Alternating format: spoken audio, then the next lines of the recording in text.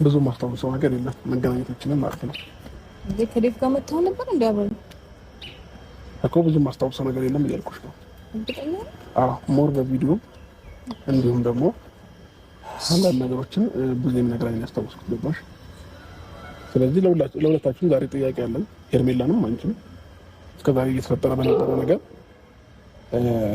ማወቅ የምፈልገው ነገር አለ። ጥያቄ የፈጠረብኝ ነገሮች አሉ ጭንቅላቴ ላይ። ስለዚህ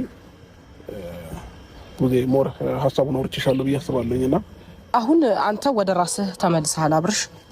ለማንኛውም ተረጋግተህ ነገሮችን በማስተዋል አድርግ። ምንም እንትን የሚፈጠር ነገር እኮ ነገርኩህ። አሁን ወደ ራስህ ተመልሰሃል። ዋናው ትክክለኛው ነገር ወደ ራስህ መመለስ ነበረ። የኔ አላማ ጤነኛ ሆነህ ማየት ነበረ። ያንን ደግሞ እግዚአብሔር ይመስገን እያየሁ ነው። ግን አሁን ለምታደርጋቸው ነገር ማንኛውም ብዙ ነገር አውርተናል እኔና አንተ።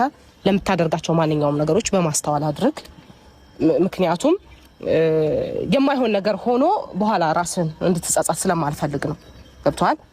ብዙ እኔ ራሴን የምትጸጸትበት ነገር በራሴ ህይወት ላይ አድርጌ አላውቅም። በመጀመሪያ ደረጃ ማለት ነው ራሴ መወሰናቸው ነገሮች የሚጠቅመኝንና የሚጎዳኝን ለይቼ አውቃለሁኝ። ስለዚህ ማን ምን አለበት ማን ምን ያስፈልገዋል የሚለውን ነገር በደንብ ጠንቅቄ አውቃለሁ ብዬ አስባለሁኝ። ትክክል ነሱማ ልክ ነህ። ግን አሁን ልልህ የፈለኩት ምንድነው በመጀመሪያ ደረጃ ተረጋጋ። አሁን አንተ ካየኸው ካሳለፍከው ነገር ምናምን በጣም ውስጥህ ብዙ ነገር እንዳለ አውቃለሁኝ። ያንን ነገር እንዳለ ስለማቅ አሁን ላይ የምታደርጋቸው ነገሮች ግን ቆም ብለህ እንድታይ ፈልጌ ነው። ዛሬ ላይ እኔ እንዲህ እንዳድርግ ማለት ነው አልፈልግም አንተ። ምክንያቱም አሁን ላይ በሙሉ ጤንነት ላይ ትገኛለህ አንተ።